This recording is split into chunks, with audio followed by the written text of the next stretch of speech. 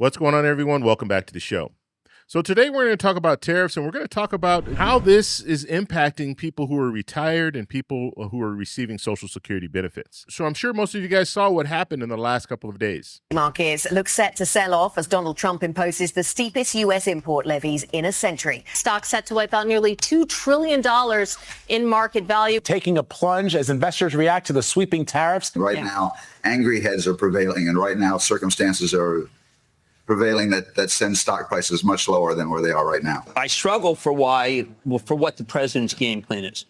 Because if you wanted to make the market crash, I think you would go with this game plan.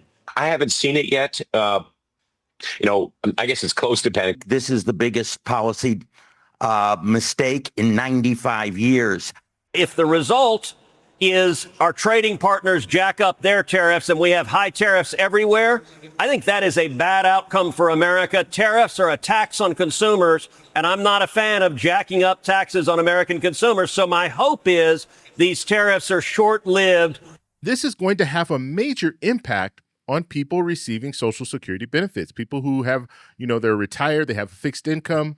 And so we're going to talk about some of the issues that we're going to see if they can't find some type of resolution here. I think we've actually gone to the point where we've gone too far. And I don't know how we're going to be able to backtrack from this. They said over $6 trillion have been lost in the last couple of days in the stock market. That's going to impact businesses. So we're going to talk about that in this video. But first off, you guys can do me a favor. Please like the video. If you're watching this video and you want to see more content like this, please consider subscribing to the channel. Okay, so let's go ahead. We're going to take a look at the illustration that I have here. It says tariffs on Social Security and retirees. Now, number one here says higher prices on goods. Tariffs raise costs on everyday items. Now, we've heard economists they've been talking about this ever since you heard President Trump talking about tariffs. You've had economists saying, look, this is going to be disastrous for inflation. This is going to be disastrous for the cost of products because we're going to have to pay that tariff. And let me show you what I'm talking about here, because you still have people that believe that tariffs, the other country will pay the tariff. It's us. We pay the tariff. Okay, and let me show you guys what I'm talking about here. So let's say this is the manufacturer. Let's say this manufacturer is in another country. So they are manufacturing products that we are buying. Okay, so we have a company here that's buying the product. So they send that product to us, and let's say the cost of the product is $100, okay? Now, let's say there's a 25% tariff on this country that's sending this product to us. The country is not paying the tariff because the person who's purchasing it, the company that's purchasing it in the U.S. is actually paying that 25%. So if this company here in the U.S. wants to buy something from this company in another country, they're going to pay that $100. Okay, that $100 is how much they pay for that product. But then our federal government is going to say, there's a tariff on that. You're going to have to pay 25% more. And so the cost to the supplier, the company that's buying it in the U.S., is going to be $125. And so let's say the company decides they're going to eat this cost. They're not going to pass this on to the consumer. That would be good. So $25 are not going to pass on to the consumer, but they do charge $150, and they've been charging $150 for this product. So the consumer buys the product for $150. Now, the company in the U.S. that purchased this product, they can only eat that cost for so long. Eventually, they're going to have to pass that cost on to the consumer because they're not going to be able to afford to just continue eating. It's eating into their profits. And so eventually they will raise that price. And then let's say they raise the price to $175. Now you are paying $175 for that product. And so that's how it's going to work. Now, some companies might choose to eat the cost. Some companies, they're not going to eat the cost at all. They're just going to pass it on to the consumer. And so in the same scenario, let's say you buy the product or a company buys the product, they get that 25%, and we're just using 25%, but we know that some of the tariffs are even higher than 25%. You get that 25% added to whatever it is that you purchased, and then you're going to pass that 25% on to the consumer. You're not even going to, because some companies won't be able to do that. And some companies that are large enough to eat that cost, they're going to have some cost savings in some other areas, which means they might lay off people. So now you have people that are losing their jobs in the U.S. as a result of this. And so this is all around. It's not going to be good for people who are retired and receiving Social Security benefits because the cost, it's going to go up. We're looking at inflation right now, and there are people that have been uncomfortable for the last 3 years because the price of items have been going up. And what was President Trump's promise?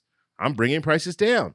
Well, you're not bringing prices down with this. This is going to increase prices, and this could be 2 years, 3 years down the road. We don't know. We don't know how long this is going to last. But right now, we're going to see prices increase. Okay, now let's look at inflation pressures. So when it comes to inflation, we know if you're receiving Social Security benefits, if you're retired, you get a cost of living adjustment, or at least they calculate a cost of living adjustment every year. Okay, you're not guaranteed to get a cost of living adjustment. Sometimes it's zeroed out, so you don't get anything, but sometimes you will get something, and they really look at inflation to determine that. But when it comes to the cost of living adjustment, it usually doesn't keep up with inflation. So even though you get a 5.7 or 8 point, whatever the cost of living adjustment is, it's usually not keeping up with inflation. And that's a huge problem. And people on Social Security, people who are retired will tell you it's a huge problem. They're not receiving much at all when it comes to a cost of living adjustment. And so if we are looking at a situation like this, where you have the cost of living continuing to rise, because if you have tariffs in place, that means you're paying more for products. That means the cost of living, the cost of everything is going up. And your cost of living adjustment as a retiree is not keeping up with inflation.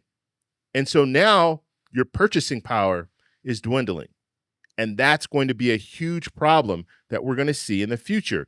Even if we see inflation, even if we see a cost of living adjustment, and I'll just throw a number out there. Let's say the cost of living adjustment for 2026 is going to be 5%. If it's 5%, but the CPI, the Consumer Price Index, is higher than 5%, then guess what? Your purchasing power is weaker than what the current state that we're living in is. The cost of living will be higher than that cost of living adjustment. Okay, so the next thing we need to talk about is the stock market volatility, impacts on retirement savings, 401ks. A lot of people who are retired have 401ks. A lot of people who are retired have different types of pensions and retirement plans, IRAs, and all this different stuff. A lot of these retirement plans depend on the stock market. And if the stock market is tanking, millions and millions of dollars are being lost. So if you have a 401k, you could look at your 401k now and you might have lost $50,000 in the last 2 days. And if you're retired, you depend on that money to survive. You're not working another job. So you're depending on your 401k, you're depending on Social Security. And if the 401k, you're starting to lose money in your 401k, that means less money that you have to live. And so this is a huge problem. Not to mention you have people who are currently working, thinking about retirement, and they're watching their 401k be completely depleted. What do you do in a situation like that? Okay, so let's say you have Social Security. You know you're going to be able to get Social Security because you qualify. You have over the 40 credits. But then you're also looking at your 401k and you're saying, well, if I put the numbers together, this might last me for 10 years. It might last me for 20 years. But I need it to last me for the rest of my life. And if you're watching the stock market tank, that is impacting your decision to retire. And some people, they'll never retire as a result of the things that are going on today. And so that's something else that's impacting people that not only are retired, but also people who are thinking about retiring. They might not be able to do it as a result of the tariffs. Okay, another section, interest rates and the economy. Okay, so we're in a situation right now, we could go into a recession. Okay, that's the reality. You have experts out there right now saying there's a 60% chance of us going into a recession. And if we go into a recession, that means that our economy is going to slow down. You're going to have people being laid off. You're going to have companies that are going to go under. And then you're going to have the Federal Reserve with a tough decision. How do they handle this? And one of the ways that they can handle this is by lowering interest rates. Now, lowering interest rates, it's good for people who want to, buy property, buy a house. It's good for businesses because they will start investing more because the interest rates are lower. but it's bad for people who are receiving Social Security benefits, people who are retired. Because if you're retired and you have money in your savings account, if we drop the interest rates, that means you're going to receive less in interest on the money that you have in the bank. So if you have money in your savings account, you're going to receive less interest. And so in essence, that will hurt you. Now, if you raise interest rates, it's the opposite. But right now, if we're looking at falling into a recession, they're going to be dropping interest rates. And if they drop interest rates, yes, that's going to have an impact on your retirement. And not to mention, if we do have a recession, like I said, we're going to be laying people off. More and more people will be laid off. That means less people working. If you have less people working, and I'll show you this illustration here. And so let's break this down. If you have, let's say you have workers here, work in the construction industry, and you contribute 6.2%, your employer contributes 6.2%, that money is FICA money. That money goes to the Social Security Administration, it then goes into the trust fund, and then comes out to pay out benefits. That's how our current system works. And when it comes to the construction industry, we are currently looking at a situation where we could have issues when it comes to lumber, okay? We import a lot of our lumber. And then just looking at this highlight, I just Googled this, it says the U.S. imports a significant amount of lumber primarily from Canada because it cannot produce enough softwood lumbers domestically to meet its own demand. So we are looking at a situation where tariffs are in place at pretty much at this point, at least with Canada, and it could get even worse. We're looking at a situation where we have builders, construction companies that want to build new houses. Building new houses is good because that will drive down the price of a new home, which will allow people who want to purchase a home the opportunity to purchase a home. It will also reduce the cost of renting because if the demand for renting goes down, the price will go down. If the demand goes up, the price is going to go up.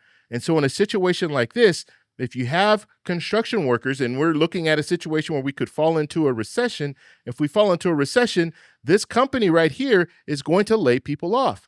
And they're going to lay people off because they're not going to be able to afford to build new homes. Because you build a new house, if it's too expensive, people aren't going to buy it. And so the demand for new houses is going to go down. And if the demand goes down, that's going to impact these workers. Now, how does this impact Social Security? Well, it impacts Social Security because right here, let's say you have 4 people who are working for this construction company and they're contributing 6.2%, and the company is matching that 6.2% times 4. But if, let's say you lay off 2 of those people, now it's only going to be times 2. So there's less money going to the Social Security Administration to pay out benefits to people who are currently receiving benefits. You still have the same number of people receiving benefits, but you have less people in the workforce, which will impact the trust fund. Right now, there's about $2.6 trillion sitting in the trust fund. But you're going to have to pull more from that trust fund because you're not going to have enough with the 6.2% that you currently have that's going to pay out benefits. And that's the way the system works right now. Just so you know, we have that 6.2% that I was talking about. Your employer matches the 6.2%. Currently, that is not enough to pay out benefits at 100%. Okay, this money doesn't pay out benefits at 100%, and they're slowly taking money from the trust funds. That's how it works. And so you see, this can be a major problem in the future if we're looking at tariffs. And I'm just talking about one industry. I'm just talking about new homes, construction. That's all I'm talking about right now. But when you look at everything and you put that all together at the same time, you have construction companies going out of business, you have these other companies going out of business, retail, restaurants, all these different companies that will go under. That's a lot of FICA money that's not going to be going to the Social Security Administration to help pay out benefits. And as I stated, you're still going to have the same number of people receiving Social Security benefits. So right now it's like 72 million. It's going to be 72 million. It's only going to go up even higher. And so you're going to have less people in the workforce, more people receiving Social Security benefits, and that's going to be a recipe for disaster when it comes to the trust fund, when it comes to the depletion of the trust fund. And remember, if the trust fund gets completely depleted, if we lose that 2.6 trillion, if we wait 8 years is basically what they're saying right now, then we're going to be looking at a cut across the board for people receiving Social Security benefits of about 23%. That will happen. And this could be expedited as a result of these tariffs and as a result of what's going on in our economy right now.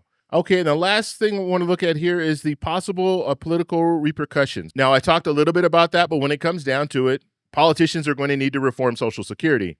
This could actually put us in a situation where they really start talking about reforming Social Security. So if our economy is really doing bad, then they're going to have to look into, okay, how are we going to keep Social Security afloat as far as the trust fund? Okay, Social Security will still be around.